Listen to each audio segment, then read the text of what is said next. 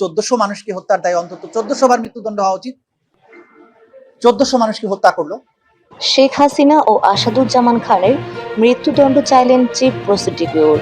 জুলাই গণ অভ্যুত্থানের সময় সংঘটিত মানবতা বিরোধী অপরাধের মামলায় ক্ষমতাচ্যুত প্রধানমন্ত্রী শেখ হাসিনার মৃত্যুদণ্ড চাইলেন আন্তর্জাতিক অপরাধ ট্রাইব্যুনালের চিফ প্রসিকিউটর মোহাম্মদ তাজুল ইসলাম।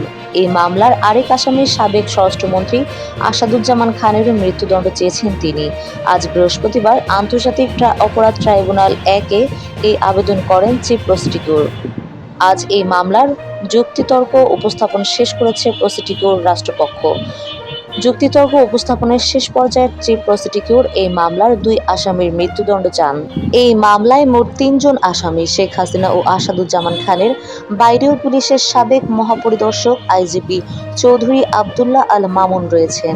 মামুন নিজের দোষ স্বীকার করে অপ্রভার রাজসাক্ষী হিসেবে পরিচিত হিসেবে জবানবন্দি দিয়েছেন।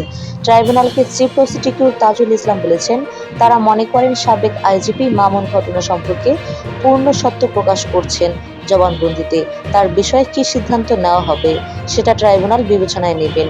পলাতক আসামি শেখ হাসিনা ও আসাদুজ্জামান খানের পক্ষে রাষ্ট্র নিযুক্ত আইনজীবী মোহাম্মদ আমির হোসেন যুক্ততর্ক উপস্থাপন করার জন্য প্রস্তুতি নিতে 1 সপ্তাহ সময় চান।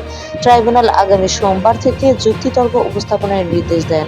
বিচারপতি মোহাম্মদ গোলাম মর্তুজা মজুমদারের নেতৃত্বাধীন 3 সদস্যের আন্তর্জাতিক অপরাধ ট্রাইব্যুনাল 1-এ এই মামলার বিচার চলছে।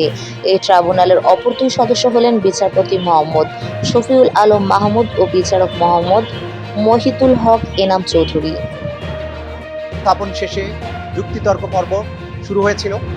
5 দিন ধরে যুক্তিতর্ক উপস্থাপন শেষে আজকে প্রসিকিউশন মানবতা বিরোধী অপরাধ 1400 মানুষকে হত্যা, 25 থেকে 35,000 মানুষকে আহত করার যে মামলা, আওয়ামী চিরস্থায়ীভাবে ক্ষমতায় রাখা, এটার পলিটিক্যাল টার্গেট ছিল সেটা।